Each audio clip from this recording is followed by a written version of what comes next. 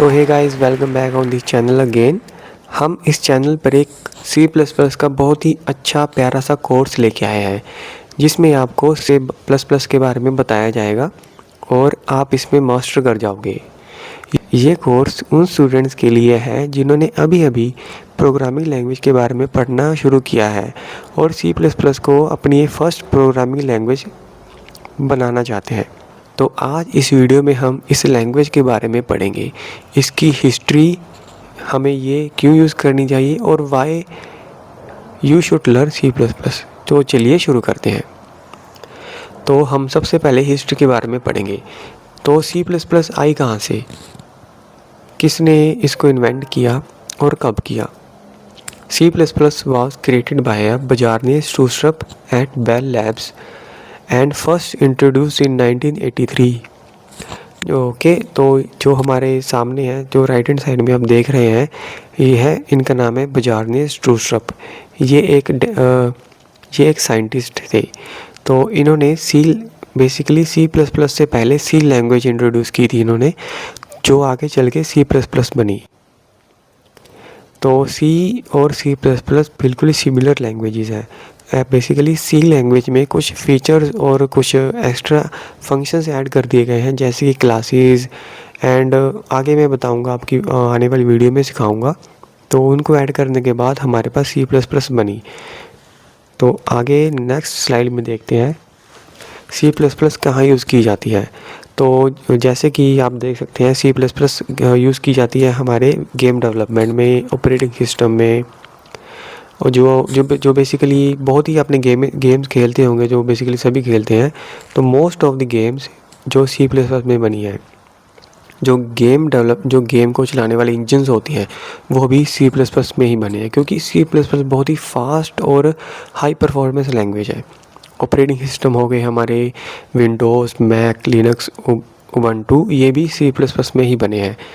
And embedded systems, robotics, finance and high performance computing, web browser and databases हो गए, web browsers like Chrome, Firefox, opera, internet explorer, ये सभी ही C++ का use करके ही बने हैं।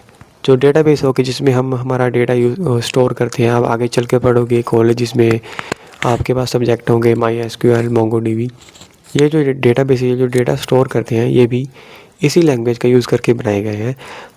और हमारे डेस्कटॉप की एप्लीकेशंस होती हैं, जो आप डेस्कटॉप में यूज़ करते हैं, एंड क्रॉस प्लेटफॉर्म एप्लीकेशन, ये सभी एप्लीकेशन जो है C++ का यूज़ करके बनी है।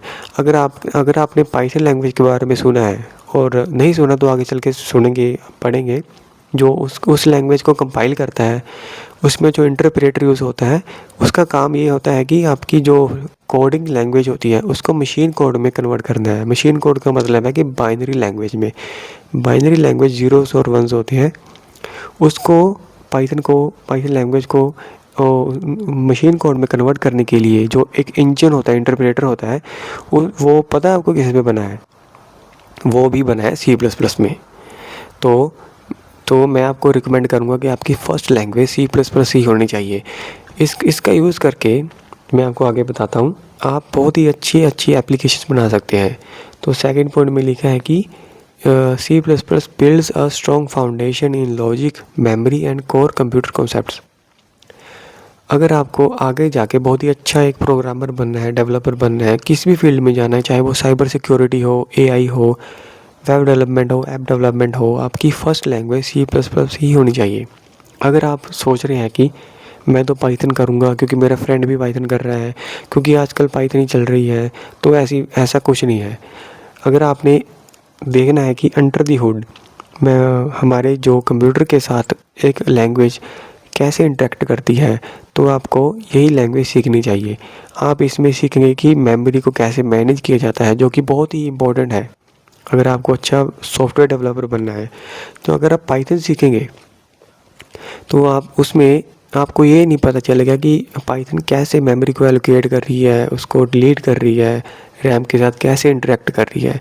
तो किसी भी लैंग्वेज का मतलब, सीखने का मतलब क्या होता है, जो हम रियल वर्ल्ड में देखो, हम एक ह्यूमंस है, हम दूसरे ह्यूमन के साथ, हमारे फ्रेंड के साथ, फैमिली मेम्बर के साथ कम्युनिकेट करते हैं हमारी अपनी लैंग्वेज में, चाहे वो हिंदी हो, इंग्लिश हो, उर्दू हो, चाइनीज़ हो।